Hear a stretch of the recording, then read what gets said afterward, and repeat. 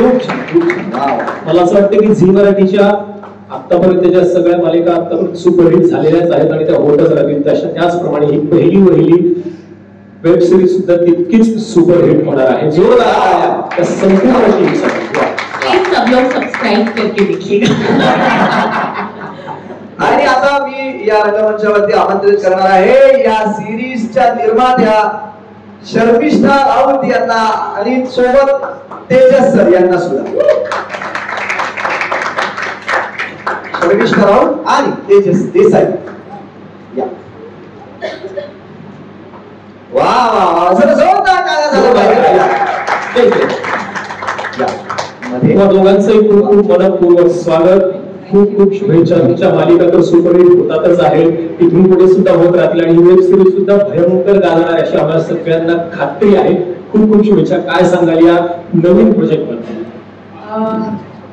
आता ट्रेलर बघताना सगळा प्रवास पुन्हा एकदा आठवला. ती मीटिंग रूम आठवली, ते फोन कॉल्स आठवले, जेव्हा पहिल्यांदा ही ऑफर दिली गेली ते सगळं आठवलं. आणि ऑफकोर्स सावंतवाडीला जाऊन आम्ही कोकणात जाऊन ही वेब सिरीज आम्ही शूट केली आहे. ते 15 दिवस त्याच्या आधीचं प्री प्रोडक्शन हे काहीच सोपं नव्हतं ऑफकोर्स, पण झी मराठीची सगळी टीम ही आमच्या सोबत होती आणि त्यामुळे हा सगळा जो प्रवास होता हा प्रवास खूप सुखकर झाला, सोपा झाला. आणि आज आमच्या नावावर आम्ही एक हे इतकं मोठं पाऊल उचलू शकलो. आमच्या बायोडेटाला झी5 ची ही वेब सिरीज लागली आणि त्यासाठी झी मराठीचे, हेमा मॅडमचे, कल्याणीचे, प्राची, दीपा, सगळे सगळे सगळे एंटायर टीम झी मराठी खूप खूप थँक्यू. सिद्धवचे थँक्यू, अजिंक्यचे थँक्यू, खूप थँक्यू. वा वा. पण खरं सांगू का, आता आम्ही पूर्व पाहिला अप्रतिम झालेला आहे आणि सावंतवाडीमध्ये शूट केलंय. सावंतवाडी झी मराठीसाठी नेहमीच लकी आहे. बरोबर. खेळण्यात आले असो किंवा आणखी आता पुन्हा एकदा तुम्ही नव्यानं शूट करताय, ही मालिका येते आहे तिकडे शूट केलेली. सो मला असं वाटतं की ही मालिका सुद्धा खूप खूप खूप खूप याला यश मिळेल आणि खूप ही प्रसिद्धी मिळवेल याच्यात काही शंकाच नाहीये. कारण स्पेशल टच जो आहे तो झी मराठीच्या टीमचा सुद्धा मिळालेला आहे. वा. आता यानंतर या मंचावरती मी तुला शिकवीन चांगला धडा या आपल्या मालिकेतील कलाकारांना मी विनंती करणार आहे की आपण इथे यायचं आहे, रंगमंचावरती यायचं आहे. जोरदार टाळ्याने आपण स्वागत करूया आजी आणि दुर्गेश्वरी या दोघींचं. तुला शिकवीन चांगला धडा या मालिकेतील दुर्गेश्वरी आणि आजी या मालिकेला. आणि आता आपण निरोप घेणार आहोत. या दोघींचा आपण इथे सत्कार करणार आहोत. हेमांना विनंती आहे की आपण हा सत्कार करायचा आहे. माईक हेमा मॅडम दुर्गेश्वरीजींचा इथे सत्कार करतील. संपूर्ण टीमचा हा प्रादेशिक सत्कार आहे. सो आता मालिका संपते आहे, पण जाता जाता जर कसं काय मजा आली मालिकेमध्ये, काय काम करताना काय अनुभव होते? बोला आजी काय सोडा. प्रेक्षकांनी आजीला खूप खूप खूप प्रेम दिलं. म्हणजे जिथे जाईल तिकडे आजीचं खूप कौतुक झालं. खूप ह्या सिरियलने मला खूप काय काय दिलं. म्हणजे झी मराठीचे अवॉर्ड दिलं.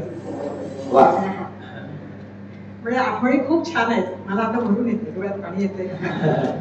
म्हणजे हे अजून चालायला हवं होतं. मला वाटलं नव्हतं इतक्या लवकर सिरियल बंद होईल म्हणून.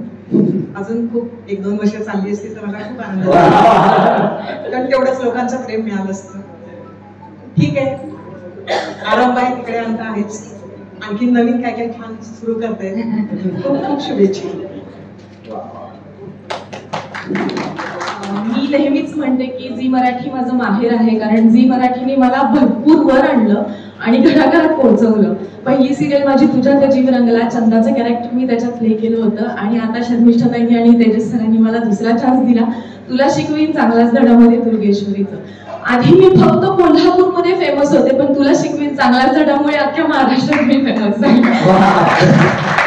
आणि मला खूप वाईट वाटतंय हे बोलताना की आमची सिरियल पटकन संपली. म्हणजे आता तर सुरू झाली होती असं झालं होतं. पण होप सो अजून चांगले चांगले प्रोजेक्ट घेऊन येतात आमचे सर आणि मॅम आणि होईल, सगळं छान होईल. Thank you so much. वा वा वा वा. शर्मिष्ठा, तुझं पहिलं प्रोजेक्ट आहे काय, तर तुझा काय अनुभव आहे झी मराठी बरोबर काम करत असताना? पहिलंच प्रोजेक्ट आणि तेही इतकं सुपरहिट. परवाच आमच्याकडे नवरी मिळे हिटलरचा पण समारंभ, निरोप समारंभ झाला, तेव्हाही मी हे खूप आवर्जून बोलले होते तिथे की मला निर्माती होण्याचं स्वप्न 2009 पासून मी बघितलं होतं, जेव्हा मी पहिल्यांदा या व्यावसायिक दृष्ट्या मी या इंडस्ट्रीमध्ये आले. आणि तेव्हा स्वप्न बघितल्यानंतर असं झालं की मग मी तो प्रवास चालू केला. प्रत्येक प्रोडक्शन हाऊसला जेव्हा जेव्हा मी काम करत होते ऍक्टर म्हणून, तेव्हा फावल्या वेळात मी त्यांच्याबरोबर जाऊन बसायचे, सगळ्या गोष्टी कशा केल्या जात आहेत, काय करतायत ह्याचा धडा घेत होते. त्यानंतर परेश मोकाशी आणि मधुगंधा कुलकर्णी यांच्या 3 ते 4 फिल्म्स ज्या आल्या, वाळवी असू देत, आत्मा पॅम्पलेट असू देत किंवा चिबची चौक असो, ह्या सगळ्याला प्रोडक्शनला मी काम केलं, सगळं अरेंज केलं, मॅनेज केलं. आणि तिथून करत करत करत मग पुढे आल्यानंतर असं झालं की एक नवीन प्रोजेक्ट जो मधुगंधा कुलकर्णी लिहिणार असं होतं. आणि त्यावेळेला खरंच मी दारोदारी भटकले की कोण आपल्याला पहिला चान्स देऊ शकतंय, कारण नवीन म्हटल्यानंतर सगळ्यांचाच असं होत होतं की पहिला विश्वास कोण टाकेल ही खूप मोठी गोष्ट असते जेव्हा आपण पहिली पायरी चढत असतो. आणि ती पायरी चढताना झी मराठीने खूप मोठा हात दिला आणि त्यामुळे मी ती पहिली पायरी चढले. आय होप मालिका एवढी चालली याचा अर्थ, आणि लगेच दुसरी मालिका सुद्धा झी मराठीकडनंच मिळाली, त्यामुळे आय थिंक मला असं वाटतं की तो मी विश्वास आम्ही सार्थ करून दाखवला, त्यामुळे दुसरी मालिका पण मिळाली. दुसऱ्यानंतर हे तिसरं प्रोजेक्ट सुद्धा झी मराठीनेच दिलं. तर हा सगळा प्रवास आहे. आणि जसं मी मगाशी म्हटलं की अंधार मायाच्या बाबतीत सुद्धा तसं तुला शिकलेन चांगल्या धड्याच्या बाबतीतही होतं. इच अँड एव्हरी मुवमेंट मी काय तेजस काय आम्ही ती जगलोय. आणि झी मराठी खरंच माहेर आहे, कारण अभिनेत्री म्हणून सुद्धा मला झी मराठीने उंच माझा झोका असू दे, जुळून येथील रेशीम गाठी असू दे किंवा बुबाई पू असू दे, खूपते तिथे खूपते, अनेक शोज होते की ज्याच्यातून मला अभिनेत्री म्हणून पुढे येण्याचा वाव आणि संधी मिळाली. आणि आता जेव्हा मी दुसरं पर्व माझ्या आयुष्यातलं चालू केलं तेव्हा त्यातही झी मराठी आहे. आणि झी मराठीबद्दल अजून एक महत्वाची गोष्ट मला खूप सांगायची की झी मराठीवर मी ज्युनियर आर्टिस्ट म्हणून पण काम केलेलं आहे. अभिलाषा नावाची मालिका होती ज्यात मी 500 लोकांच्या भूमिकेमध्ये ज्युनियर आर्टिस्ट जे असतात ते हिरोईनच्या मागे एखादं वाक्य बरं बोललं जात आहे म्हणून पुढे येऊन मग ते एक वाक्य देणं.